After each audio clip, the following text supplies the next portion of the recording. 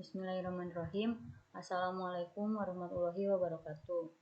Perkenalkan, nama saya Farana Farida, NPM G1A 200700.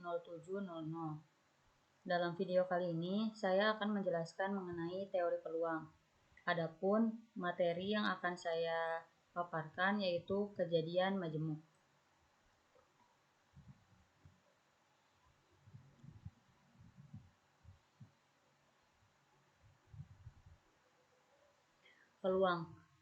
Peluang merupakan sebuah nilai antara 0 hingga 1 yang menggambarkan kemungkinan pada sebuah peristiwa yang akan terjadi. Suatu eksperimen merupakan pengamatan atas beberapa kegiatan ataupun sebuah pengukuran. Suatu hasil merupakan keluaran tertentu dari suatu eksperimen. Sebuah kejadian merupakan suatu kumpulan, satu hasil atau lebih dari suatu eksperimen. Beberapa kejadian akan disebut saling bebas apabila kemunculan sebuah kejadian tidak akan mempengaruhi kemunculan yang lainnya. Dan untuk membahas lebih lanjut mengenai teori peluang, kita akan mempelajari beberapa hal yang berhubungan dengan teori peluang. Di antaranya yaitu kejadian majemuk, aturan perkalian dan faktorial, permutasi, kombinasi, dan binomial Newton, percobaan ruang sampel, dan peluang suatu kejadian, serta peluang kejadian majemuk. Dalam video kali ini kita akan membahas mengenai kejadian majemuk.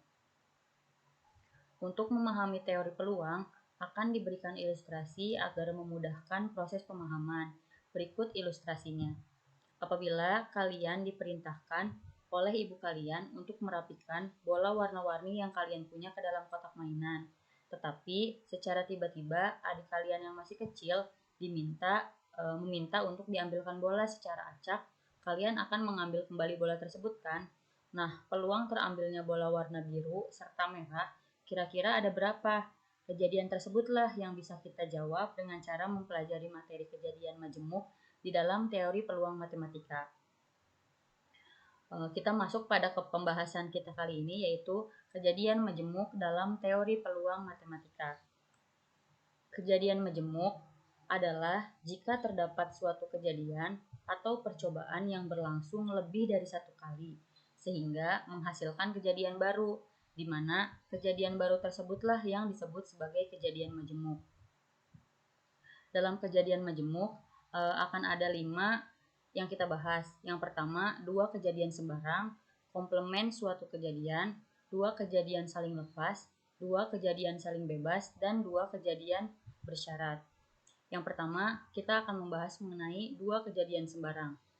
Dalam 2 kejadian sembarang A serta B dalam ruang sampel S, maka akan berlaku rumus P gabungan dari himpunan A dan B sama dengan P anggota himpunan A ditambah P anggota B sama dengan P irisan dari himpunan A dan B.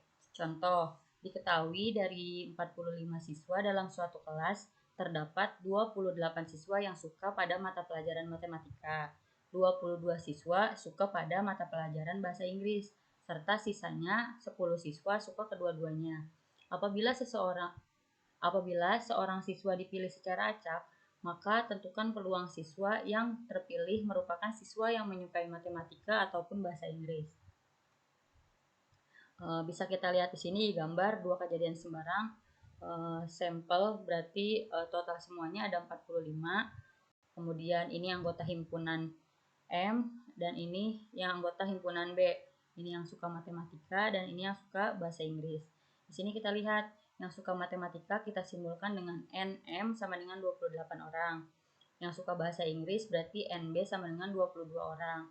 Dan yang suka keduanya itu N anggota irisan dari himpunan M dan himpunan B sama dengan 10 orang.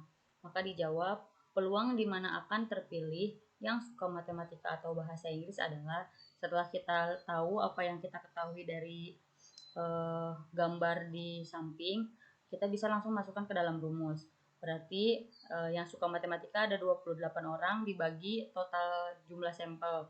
Lalu ditambah yang suka bahasa Inggris dibagi seluruh sampel, kemudian dikurangi yang suka keduanya per total sampel. maka hasilnya adalah 40/45. Kemudian bisa disederhanakan menjadi 8/9.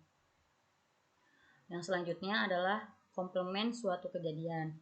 Adapun rumus untuk mencari komplement pada suatu kejadian yaitu P anggota A komplement sama dengan 1 dikurangi P anggota A. Sebagai contoh, suatu dadu dilempar sekali ke atas, maka hitunglah peluang munculnya mata dadu lebih dari 2. Maka kita jawab, suatu dadu itu dilempar sekali, sehingga total sampelnya berarti akan ada 6. Lalu apabila A adalah himpunan mata dadu lebih dari sama dengan 2, maka dari itu A komplementnya itu akan himpunan dari mata dadu kurang dari atau sama dengan 2. Yang kurang dari atau sama dengan 2 itu hanya 1 dan 2. Maka anggota A komplementnya itu ada 2. Kemudian P anggota komplement sama dengan N anggota komplement dibagi seluruh jumlah sampel. Maka tadi N anggota A komplementnya 2 dibagi 6, maka hasilnya adalah 1/3. Setelah didapatkan ini, lalu kita masukkan ke dalam rumus komplement suatu kejadian, sehingga P anggota A sama dengan 1 dikurangi P anggota A komplement. Maka 1 dikurangi 1/3 dari hasil yang sudah kita dapat tadi, sehingga hasilnya 2/3. Maka peluang munculnya mata dadu lebih dari 2 yaitu 2/3. Yang ketiga adalah 2 kejadian saling lepas. Adapun rumus untuk menentukan 2 kejadian saling lepas yaitu P gabungan dari himpunan A dan himpunan B sama dengan P anggota A ditambah P anggota B. Contoh, pada pelemparan satu dadu bermata 6, berapakah peluang untuk memperoleh dadu dengan mata 1 atau 3? Dijawab, berarti P anggota A-nya itu 1 dan P anggota B-nya adalah 3. Maka N A-nya sama dengan 1, NB-nya sama dengan 1. Karena totalnya ada 1 semuanya. Kemudian peluang untuk memperoleh dadu mata 1 atau 3 yaitu kita masukkan ke dalam rumusnya. P gabungan dari himpunan A dan himpunan B sama dengan, tadi kan NA-nya sama dengan 1, maka 1 dibagi seluruh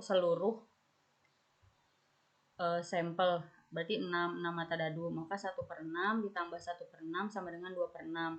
2/6 bisa kita perkecil atau sederhanakan menjadi 1/3. Yang keempat adalah 2 kejadian saling bebas.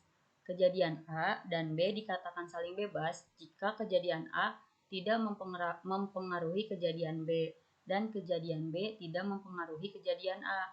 Maka dirumuskan P irisan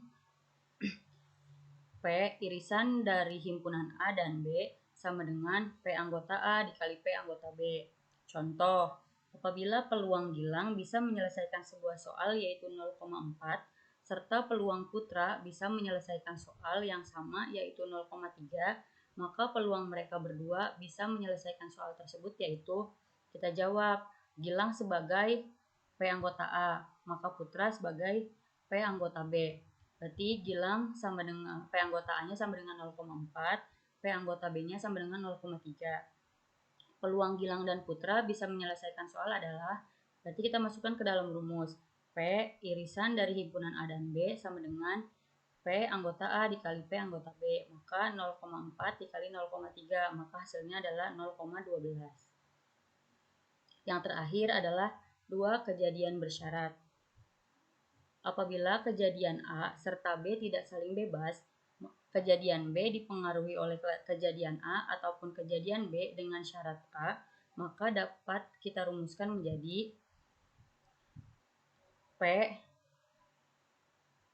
B berpotongan dengan A sama dengan P irisan dari himpunan A dan B dibagi P anggota A, atau P irisan dari himpunan A dan himpunan B sama dengan P anggota A dikali P yang P B berpotongan dengan A.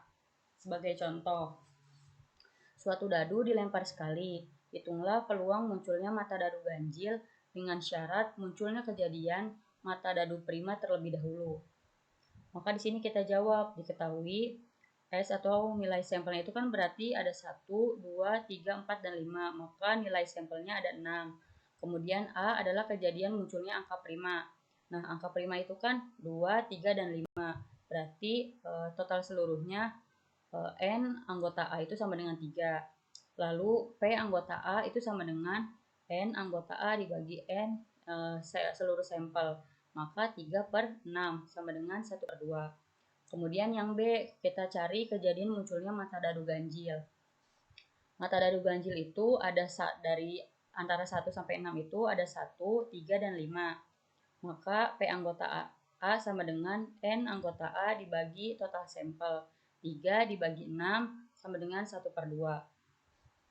Lalu, peluang munculnya mata dadu ganjil dengan syarat munculnya kejadian mata dadu prima terlebih dahulu adalah kita masukkan ke dalam rumus dua kejadian bersyarat. P B berpotongan dengan A sama dengan P irisan dari himpunan A dan himpunan B dibagi P anggota A. Berarti sama dengan 1/4 dibagi 1/2. Maka hasilnya adalah 1/2. Baik, demikianlah video yang bisa saya sampaikan. Kurang lebihnya saya mohon maaf. Wassalamualaikum warahmatullahi wabarakatuh.